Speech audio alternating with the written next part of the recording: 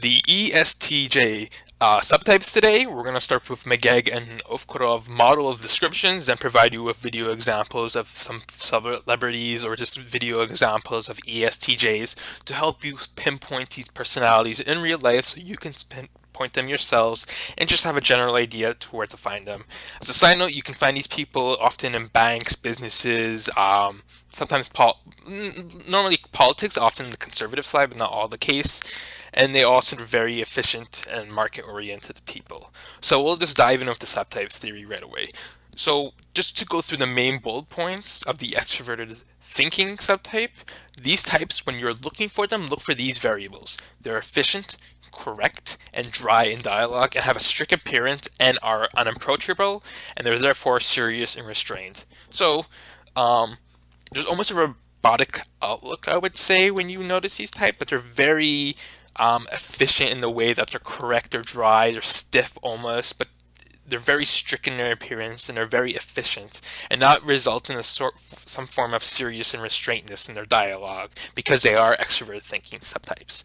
They're usually laconic, so they can be sense of control, but there's also a mixture of a dryness with it, and their behavior tends to be very direct in conversation. So there's a sense of almost roboticness in the way they're almost looking at you, but they're not really with you in the conversation.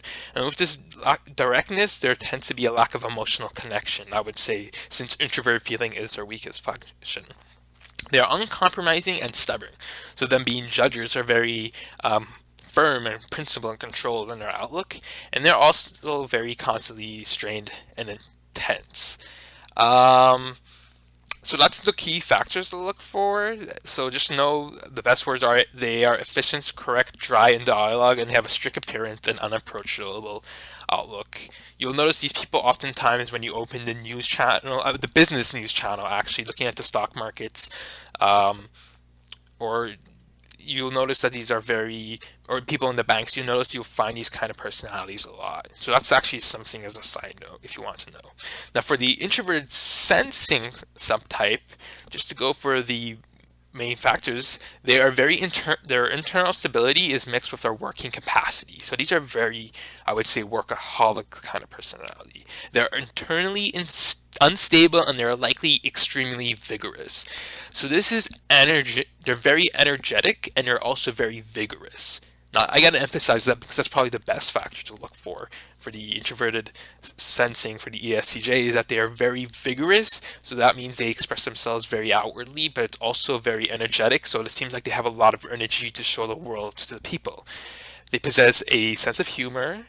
Their speech tends to be abrupt and emotional, and their smile somewhat tense. So when you notice when they speak, there's a high sense of energy with it, and it makes you think they're emotional, but they're not really. It's just a mixture of energy with their conversation style. They're hospitable, they're very friendly gestures, so they briskly conduct conversation and their jokes. So that briskiness is another sense of energy with their communication style. Their body can often have a sense of corpulence, and because it's a structured aspects almost, and their movements are very gusty, sharp, quick, impulsive, and embody a restless demeanor. So, key variable that makes this personality unique compared to the other subtypes in the entire 16 types is that they are very energetic and vigorous. There are other types like that, but it's more logical of vigorousness, and that vigorousness is mixed with energy, which makes them very restless in their expression to the world, and that restlessness carries on to the working capacity of their day in life. Fun fact, these people are oftentimes, you can find them in high executive positions or just very business oriented as well. So I thought that was also, you can find them in journalism uniquely as they do give their analysis or opinions to others. So those were the two subtypes. Extrovert thinking tends to be more, I don't want to say robotic, but they tend to be more controlled and dryish in their approach to the world, while the introverted sensing tends to be just more energetic and vigorous. So now I'm going to leave you some video examples of these subtypes. You will notice the pattern yourself, and hopefully this will help you pinpoint them in real life. These are sensors, so you will find these people a lot, and you'll often find them in the business oriented or money oriented, but you can also find them in other aspects in life like property or money, and the like. So I hope you enjoy. Interesting, Steve, because I thought when he said that and when he answered your specific question, that the markets would actually find some solace, because when you asked him the question, was it the markets, was it trade, was it Trump in the past month or so, he did seem to acknowledge. I felt like we almost got a capitulation from him that they were monitoring what was going on in the global markets. They were observing this volatility. I think though that he could have added to the whole data-dependent sort of thing is the balance sheet policy. If he made that also seem like that was data dependent, it wasn't necessarily on an automatic course. I get that. Then maybe that would be real, you know, without saying we're not going to raise any more. So with the December rate hike in the books and 2 more on the table for next year, what do you do now? And to Steve's point, what did you expect the guy to say? I mean, if that wasn't good enough, I don't know what would have been. Well, I've become a bigger fan of Chairman Powell today, but that's really not the point. And kudos to Steve, who said yesterday you fade whatever happens, and that proved to be correct in terms of the broader market, and I'm sure he'll provide levels in the S&P. But what you do now, and I think Pete actually might agree with this, I think you wait for a day where the VIX trades north of 30, which, by the way, it probably should be already, but it's not, on a day where the market flushes in the beginning of the day on extreme volume, and then hope that's your capitulation. Quite frankly, we haven't really seen anything along those lines. It sort of looks like it might feel like it, but we haven't seen it. If you're looking for places where I think you can still be, regardless, despite the fact that healthcare got a little whacked today, I still think that big cap pharma is a place to be. I'm not saying you hide out there. We'll talk about that later. But I think on its own, names like Pfizer, names like Bristol Myers, which I think is about to bounce, Eli Lilly, I think they work. I don't think the president has any problem with it. He has been the most transparent, accessible president we've seen in modern history. This is a person who loves to engage with the media, takes questions day in, day out. He's more than happy for any of this stuff to come out because he knows exactly what did and what didn't happen. And now, frankly, the rest of America knows. They know there was no collusion. They know there was no obstruction. And it's a complete and total exoneration of the president. If that's the case, is he willing to get into the weeds on executive privilege? That's a determination, again, that the Attorney General and White House counsel's office would have to make, because they do want to protect individual Americans, and they also want to protect the office of the presidency. This is something, frankly, that should never have happened. This is a 2-year waste of taxpayer time and dollars. They spent over $25 million on this just to find out that there was nothing there. This should never happen to another president, and we want to make sure that the institution of the president is protected. And how they got to the conclusions they did. For example, one of the things that I'm sure he's going to bring up is now we're seeing competing questions being asked. The Democratic National Committee, which was hacked, is saying that the FBI actually never came and looked at their servers. But despite that, they still have high confidence. The FBI still has high confidence that Russia was behind but I think there's a question that needs to get asked. The DNC is saying that the FBI never looked at this server. The FBI is saying that the DNC never gave them access to the server. The question is, regardless of who's right and who's wrong, if the server was never looked at, how do you, in the intelligence community, come to this conclusion? It's a fair question to ask. I think he's going to ask questions like that, not questioning the intelligence, but questioning how the conclusions were arrived at. I guess my question does... If you look at the domestic growth that we're seeing, I feel very strongly that Joe Drake and Nathan Kahane are going to do a terrific job in the film business. And if you look at the scripted business run by Kevin Beggs on the television side, we have 38 active scripts in scripted television shows in development. That's a record for us. So I feel very bullish. Talk about the other valuations, because some of them have P's, some of them don't, some of them have enormous growth. You know, 2011 and 2018, my father would have said that was a long time between drinks. I would say that I know this company extremely well. I think my partner, our CEO, John Feldheimer, and I have been around a long time, and we feel like we're at a great place. If you look at... coalition, and we have people with different views on different questions, and quite deliberately we're trying to create a coalition of people who broadly agree on the same themes, and that's focused around economic growth, job creation, fighting for Alberta and our resource industries. On questions like this, look, what our members were trying to tell us is the importance of parental authority and responsibility, and that when it comes to example in content in the schools, content on religion or human sexuality, that parents should generally be aware, and that's what actually our school act. This is a fundamental issue for Canadian justice. It is the question of whether or not there has been political interference in the prosecution of a criminal case. And it doesn't get more serious than this. Allegations have been made, and we would very much like the parliamentary committee to interview the people involved to ensure that justice is being protected in this case and that there isn't this bleeding over of political interference into what is happening in public prosecutions. Okay. He really should refresh himself then on the obligations of the Attorney General of Canada versus her cabinet colleagues. And it is very, very clear. And you can check it out, Marco, in that desk. I don't know. All I can say is he's nowhere close to Rob Ford. He doesn't have any performance that we can judge him on. You know, he was at Queen's Park, and the first thing he did, he went in there and voted himself a pay hike, along with other MPPs. So, if that was the first thing he did when he got to one of Queen's the Park? first things, he went in and he agreed with the tax hike, and because of John Tory, I guess we've had many years of wasted dollars, billions of dollars, with the provincial government. So we'll have to, because of John Tory. Well, John Tory had the race wrapped up until he brought in the private school funding and all the rest, and then all of a sudden, bang! Next thing you know, we have a Liberal government in there that wastes our immigration laws, the resources and the tools that they need. There's a lot of people talking about a lot of different ideas. You know, frankly, the better part of a year ago, the president expressed a willingness to deal with the issue of dreamers in a compassionate way. For people who were brought here as children through no fault of their own. He's discussed that. It's being talked about. But look, here's the posture the president and I have taken ever since the Christmas holiday. The president sent us to Capitol Hill. I met with Senator Schumer not once but twice.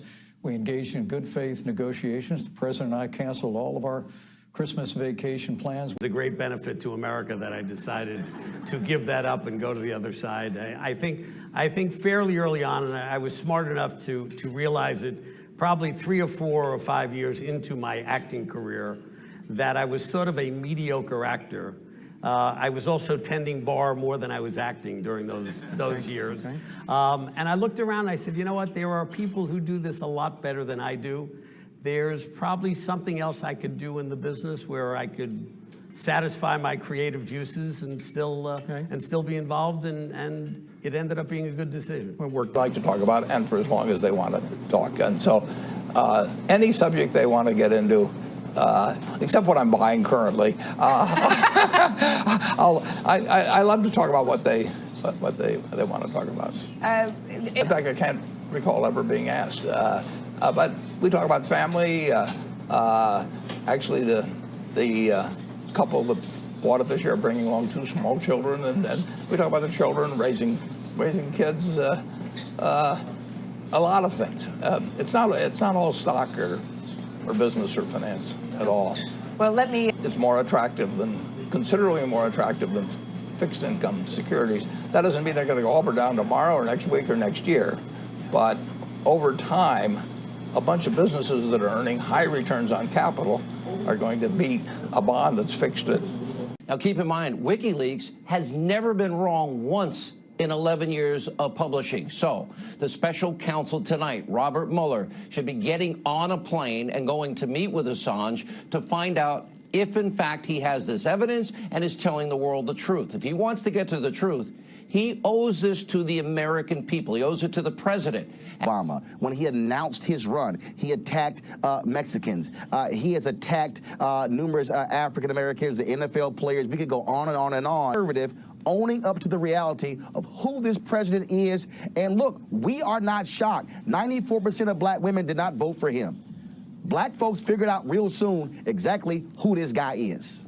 Well, Ed Scott decision. Who are the folks who stood by when it came to Sweat versus Painter? All those Supreme Court decisions. Who are the people who stood by when Marian Anderson was not allowed to sing because the Daughters of the Confederacy and had to sing at the memorial? Who were those people? The point of this here. For 398 years since 20-odd Africans arrived in August of 1619, black folks know what this is about. It's a very, very, very long list. Yes. Very long.